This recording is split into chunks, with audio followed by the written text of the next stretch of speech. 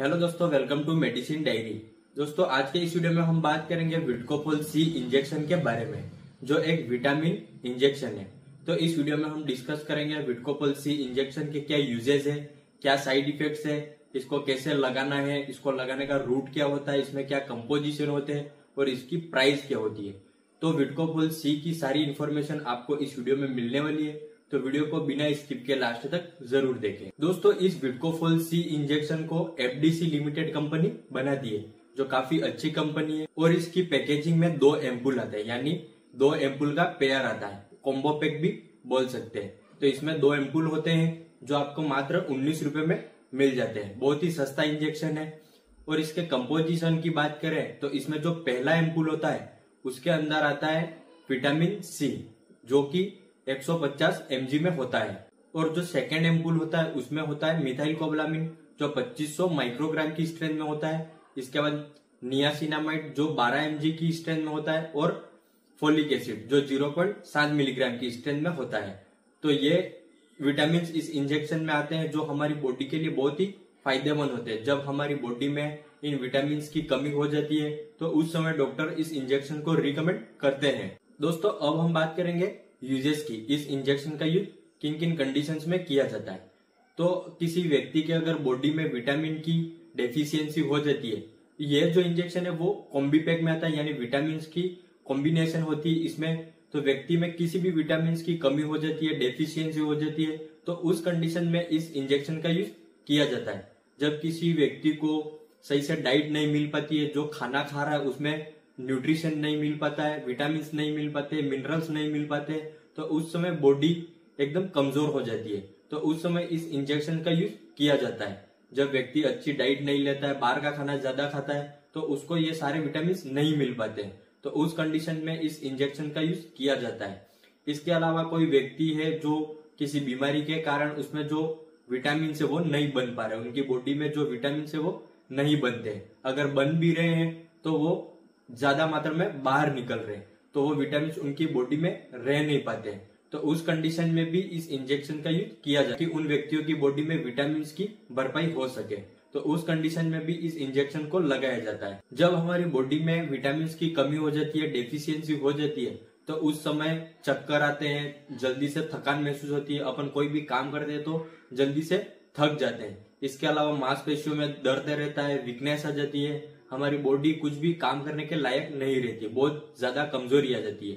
तो उस कंडीशन में इस इंजेक्शन का यूज किया जाता है। बहुत ही फायदेमंद इंजेक्शन होता है ये। इसके अलावा किसी व्यक्ति के मांसपेशियों में खिंचाव रहता हो, उसकी मांसपेशियों में बार बार खिंचाव हो रहा हो, यानी कोई सुई चुभने जैसा महसूस होता है, तो उस कंडीशन में ज्यादातर लोग पेन किलर को लेते हैं। लेकिन वो जो दर्द होता है, वो जो खिंचाव होता है, वो पेन किलर से ठीक नहीं हो पाता है। तो उस समय भी इस इंजेक्शन का यूज किया जाता है। इसके अलावा किसी व्यक्ति को बहुत ज्यादा दस्त लगने पर शरीर में कमजोरी आ जाती है, तो उस समय भी ड्रिप में इस इंजेक्शन को डाला जाता है। ड्रिप के साथ इस इंजेक्शन को आईवी दिया जा सकता है। और अगर कोई डायबिटिक पेशेंट है, जो शुगर का पेशेंट है, उनको भी शुगर लेवल हाई होने से उनके भी मांसपेशियों में दर्द रहता है, नसों में दर्द रहता है, बहुत ज्यादा कमजोरी आ जाती है, तो उन डायबिटिक पेशेंट में भी इस इंजेक्शन का यूज किया जाता है। इसके अलावा किसी व्यक्ति का वेट लॉस हो गया हो, बहुत ज्यादा वजन कम हो गया हो, तो उस वेट को मेंटेन करने के लिए या बढ़ाने के लिए भी इस इंजेक्शन का यूज कर सकते हैं। और फिजिकल वीकनेस, यानी शारीरिक कमजोरी अगर किसी व्यक्ति की हो गई है, बहुत ज्यादा थकान महसूस हो रही है, तो उस समय भी इस इंजेक्शन का यूज किया जाता है। तो ये सारे यूजेस होते हैं इस इंजेक्शन के। दोस्तों, अब हम बात करेंगे इस इंजेक्शन को कैसे लगाना है, हाउ टू इंजेक्ट। तो इसमें जो 2 एम्पुल होते हैं, वो दोनों एम्पुल को एक ही सिरिंज के अंदर मिक्स करना है। ऐसा नहीं है कि दोनों एम्पुल को अलग अलग लगाना है, ऐसा नहीं है। दोनों एम्पुल जो है वो एक ही सिरिंज में मिक्स किए जाएंगे। ये फिर आप व्यक्ति को आईएम लगा सकते हैं या आईवी भी दे सकते हैं।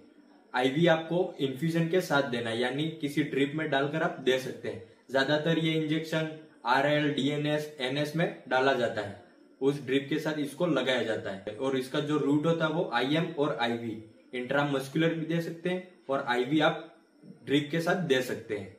दोस्तों, अब हम बात करेंगे डोज के बारे में। इस इंजेक्शन को लगाने का डोज क्या होता है। तो दोस्तों, व्यक्ति की बीमारी के अनुसार वैसे तो इस इंजेक्शन को एक बार लगाया जाता है, लेकिन अगर ज्यादा प्रॉब्लम है तो एक दिन छोड़कर एक दिन इसको अल्टरनेट लगा सकते हैं। ये आपको 5 से 7 इंजेक्शन लगते हैं और ज्यादा समस्या होने पर कंटिन्यू भी लग सकते हैं। 5 से 7 दिन तक आपको रेगुलर भी ये इंजेक्शन लग सकता है। और अगर इतनी ज्यादा समस्या नहीं है तो अल्टरनेट ये लगाते हैं, एक दिन छोड़कर एक दिन इसको लगाया जाता है। और डॉक्टर अपने एक्सपीरियंस के अनुसार या फिर बीमारी के अनुसार इसका कुछ अलग डोज भी रख सकते हैं। और दोस्तों ये इंजेक्शन ब्रेस्ट फीडिंग में यानी जो महिलाएं दूध पिला रही है बच्चों को उनमें और प्रेगनेंसी में भी बिल्कुल सेफ है, क्योंकि ये एक विटामिन का इंजेक्शन है, इसलिए उसमें किसी भी प्रकार का कोई नुकसान नहीं करता है। आप प्रेगनेंसी में और ब्रेस्ट फीडिंग में भी इस इंजेक्शन को दे सकते हैं। बात करेंगे साइड इफेक्ट्स के बारे में, तो इस इंजेक्शन से कुछ कॉमन साइड इफेक्ट्स हो सकते हैं, जैसे नोजिया, वोमिटिंग होना, या फिर आप जिस जगह पर इस इंजेक्शन को लगा रहे हैं उस जगह पर सूजन आना या फिर दर्द होना। इसके अलावा यूरिन डिस्कलरेशन हो सकता है या फिर एलर्जिक प्रॉब्लम हो सकती है, जैसे स्किन पर रैशेज होना, रेडनेस आना, इचिंग होना। इस प्रकार की कुछ समस्या हो सकती है इस इंजेक्शन से। अगर इस प्रकार के कोई साइड इफेक्ट्स आपको दिखते हैं या इसके अलावा और कोई साइड इफेक्ट्स आपको इस इंजेक्शन से होते हैं तो तुरंत इसका यूज करना बंद कर दें और अपने डॉक्टर की सलाह लें। तो दोस्तों ये थी सारी जानकारी विडकोपोल सी इंजेक्शन के बारे में जो इस वीडियो में मैंने आपको बताई है। अगर ये जानकारी आपको अच्छी लगी हो तो वीडियो को लाइक कर दे और हमारे चैनल को भी सब्सक्राइब कर ले। आपको हमारे चैनल पर दवाइयों से जुड़ी सारी जानकारियां मिलती रहेगी।